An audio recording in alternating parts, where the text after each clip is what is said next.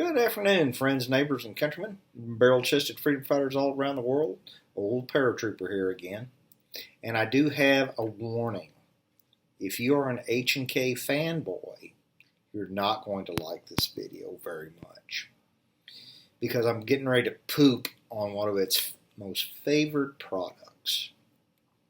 Now, over the weekend, I saw that the IRS has been buying a tremendous amount of tactical gear. Now, I don't necessarily think that's the best use of their money for an organization that basically goes after white-collar criminals. But that is a subject for another video.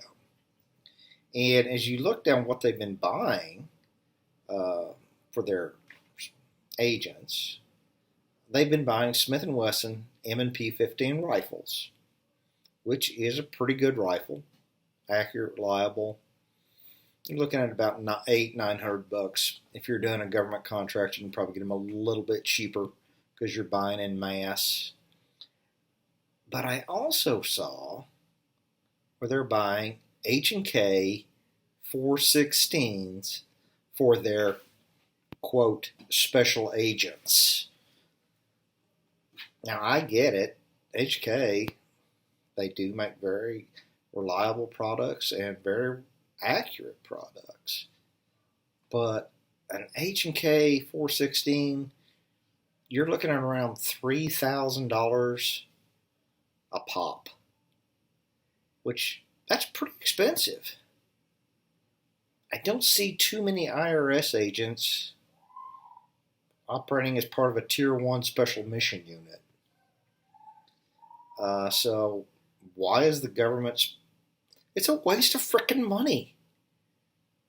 If you're going to buy these law enforcement agencies a rifle, Smith & Wesson MP15 is a fine rifle. It does the two things that you need it to do. It's accurate and it's reliable. But I suspect our dear friends at the Internal Revenue Agency, well, when you're spending other people's money, it gets really easy. And probably the cool guy factor of the H&K 416 probably had a little bit to do with it, because everybody wants to be cool. There are so many of these law enforcement agencies out here that put together a SWAT team or reaction team or whatever they want to call it, and they want to think they're SEAL Team 6 or CAG going out to do a hit on an HVT.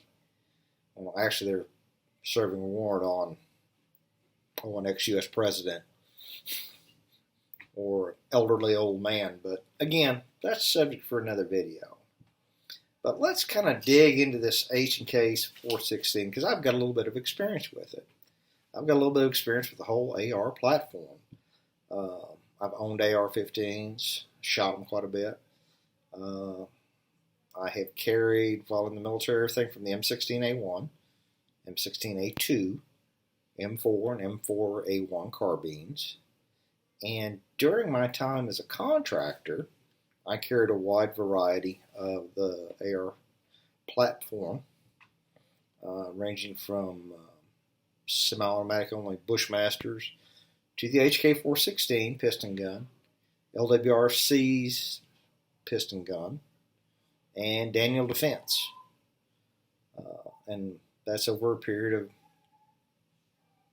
15, 16 years as a contractor. So I know a little bit about them. But let's talk about the HK416. My experience with it, the agency I worked for had bought them for us. I took it through a very extensive shooting package. Good rifle. I only saw one malfunction the whole time, and that was due to a worn sear. It's a good rifle. It's very accurate, but like everything H&K, it's very expensive. And is it any better than a direct impingement rifle? No, there's some pros and cons. The pros being that when you're shooting a high volume of fire, it does not get as hot. It is easier to clean.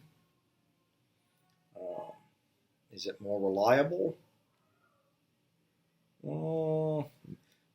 Probably when you went a long time without cleaning it.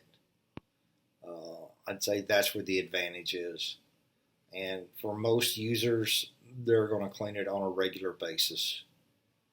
Unless you're at the Alamo or hanging out in Mogadishu about to get overrun, I don't know if it's that much better of a rifle than a direct impingement gun.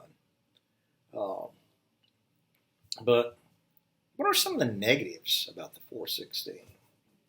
Well, for one thing, it's heavier, and because it's got that HK name on it, it is much more expensive. The magazines, the proprietary it's not an H&K 416 will use any M16 magazine, but the proprietary one put out by HK, which I've used, they're very good magazines. They're very reliable. They're heavy, as they're made out. I think they're made out of steel, but I'm not real sure. It's been a while since I've looked at one. The bolts won't lock back on your last round with that particular magazine. But like the 416, which has probably cost 3 times what a Smith & Wesson MP15 costs, those H&K magazines cost 4 or 5 times what a good PMag costs. And a PMag is a better magazine, in my humble experience. So, again, this whole thing of federal law enforcement agencies, or municipal or state, whatever, 416 is a great rifle, but it's not the best use of your taxpayers' funds because they cost too much. So that's kind of my gripe with that's one of my gripes with the IRS today. And I'll have some more later on. In the meantime, continue to train, watch your six, and God bless America.